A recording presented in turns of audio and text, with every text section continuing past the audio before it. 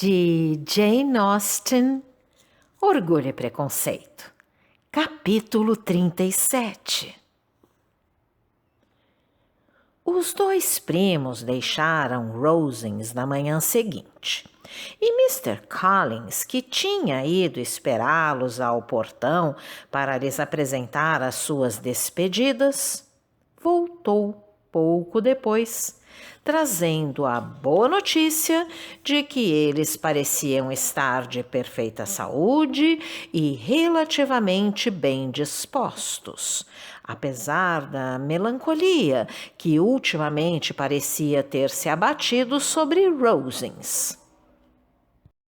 Mr. Collins dirigiu-se, então, apressadamente para Rosings, a fim de consolar Lady Catherine e sua filha, e quando regressou, trazia, com grande satisfação, um recado de Lady Catherine, que, dizendo-se cheia de tédio, os convocava para jantar em sua casa. Elizabeth, ao encontrar-se de novo na presença de Lady Catherine, não pôde deixar de pensar que, se o tivesse desejado, poderia agora lhe ser apresentada como sua futura sobrinha, e sorriu ao imaginar a indignação com que Sua Excelência receberia tal notícia. O primeiro assunto abordado foi a diminuição que sofrera o grupo de Rosings. "Asseguro-lhe que me sinto verdadeiramente afetada", disse Lady Catherine. "Creio mesmo que ninguém sente tanto a ausência dos amigos como eu. Tenho grande afeição por aqueles dois jovens e sei que eles também gostam muito de mim. Ficaram muito tristes por partir, como aliás acontece sempre. O coronel conseguiu dominar os seus sentimentos até o fim, mas Darcy parecia consternado.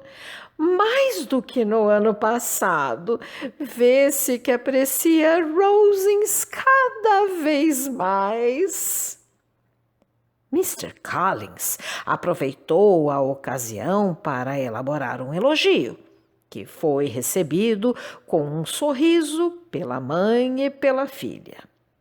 Lady Catherine constatou após o jantar que Miss Bennet parecia melancólica e, atribuindo imediatamente essa tristeza à proximidade de sua partida, acrescentou: "Mas, se é esse o caso, escreva à sua mãe, rogando-lhe que a deixe ficar mais um pouco. Estou certa de que Mrs. Collins terá o maior prazer em gozar por mais algum tempo de sua companhia."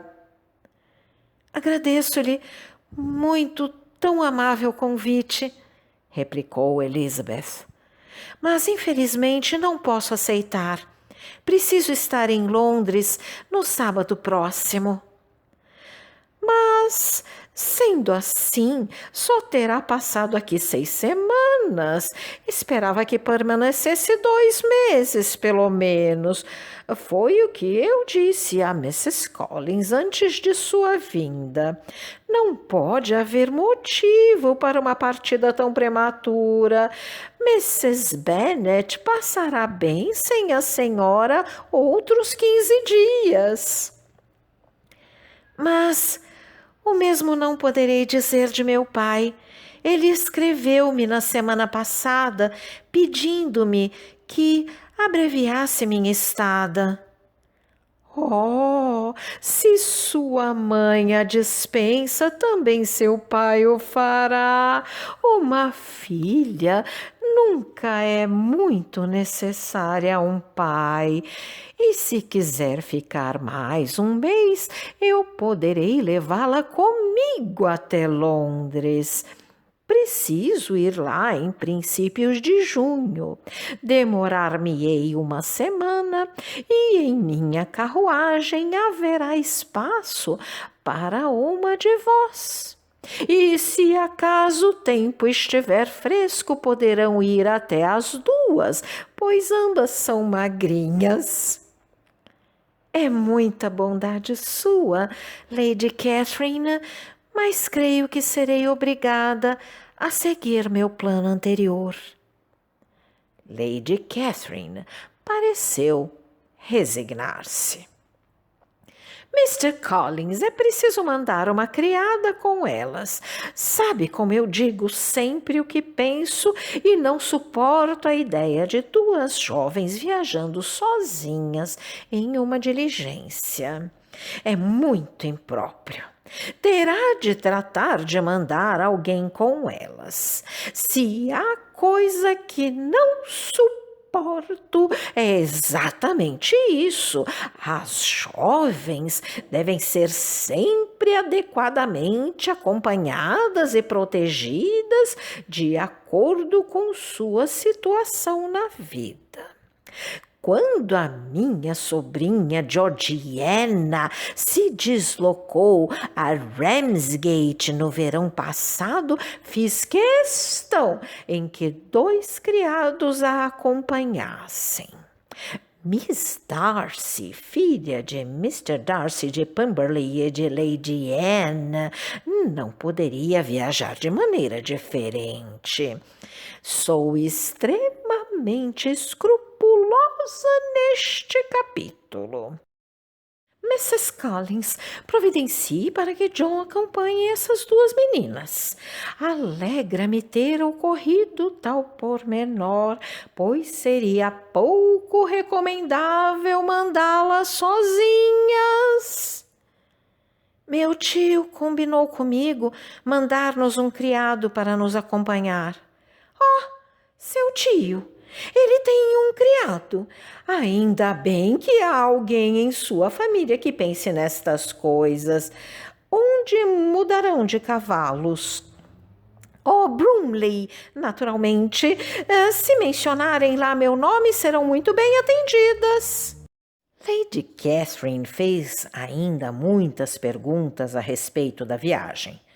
E como ela própria não respondia a todas, era necessário prestar atenção, coisa que Elizabeth apreciou, pois de outro modo, com as preocupações que a absorviam, ela correria o risco de se esquecer até do lugar onde se encontrava. Suas reflexões deveriam ser reservadas para horas solitárias. E, quando se achava só, entregava-se a elas com alívio.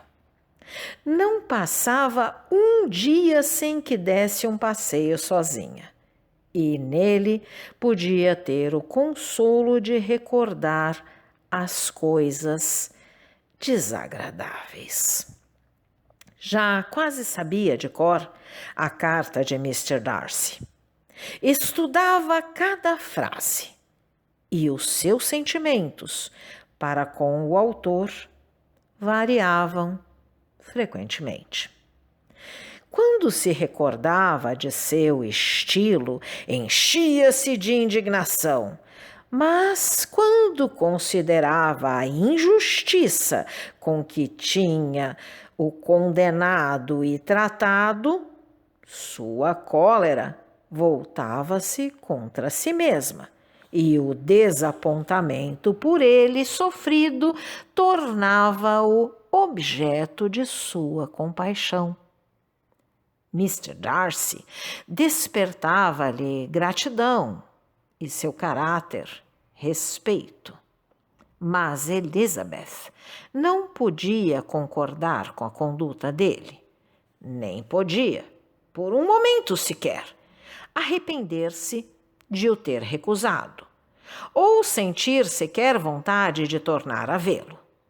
Sua anterior atitude para com ele era uma fonte constante de amargura e ressentimento. e os infelizes defeitos de sua própria família um motivo ainda mais forte de aborrecimento. Nada podia fazer para o evitar. Seu pai, limitando-se a troçar, nunca faria um esforço para corrigir as leviandades de suas filhas mais jovens. E sua mãe, cujas maneiras não eram muito melhores, continuava naturalmente insensível a esse mal.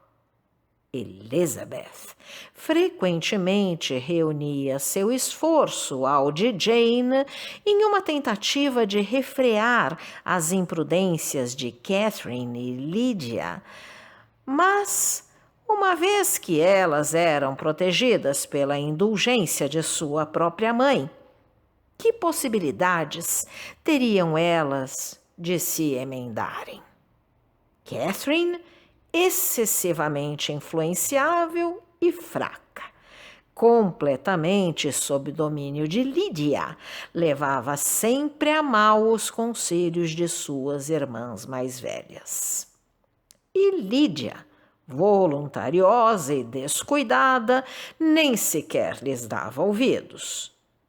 Ambas eram ignorantes, indolentes e vaidosas. Enquanto existisse um oficial em Meryton, elas continuariam namorando. E enquanto Meryton se conservasse àquela distância de Longbourn, elas viveriam caminhando para lá. Outra de suas maiores preocupações era o futuro de Jane. E a explicação de Mr. Darcy, inocentando Bingley, realçava o valor daquilo que Jane perdera. Sua afeição provava ter sido sincera, e sua conduta ficara livre de toda a censura, a não ser, talvez, a de uma demasiada confiança em seu amigo. Como era triste, pois, pensar que Jane fora privada de uma situação tão desejável, tão rica em vantagens e promessas de felicidade, pela extravagância e insensatez de sua própria família. Quando a essas recordações se acrescentava a decepção que sofrera com Wickham, era fácil acreditar que a coragem e o bom humor de Elizabeth, tão difícil de reprimir, estavam agora tão afetados que ele era quase impossível manter, na companhia das outras pessoas, o mesmo tom alegre de outrora. Os convites para Rosings durante a última semana sucederam-se com a mesma frequência de a princípio. A última noite foi passada ali, e Sua Excelência, de novo, se informou minuciosamente de todos os pormenores da viagem. Deu conselhos sobre a melhor maneira de fazer as malas e insistiu tanto nesse capítulo que Maria, ao regressar, se sentiu na obrigação de desfazer todo o trabalho da manhã e tornar a fazer novamente sua mala. Quando se despediram, Lady Catherine, com grande amabilidade, desejou-lhes uma boa viagem e convidou-as a voltarem a Hunsford no ano seguinte.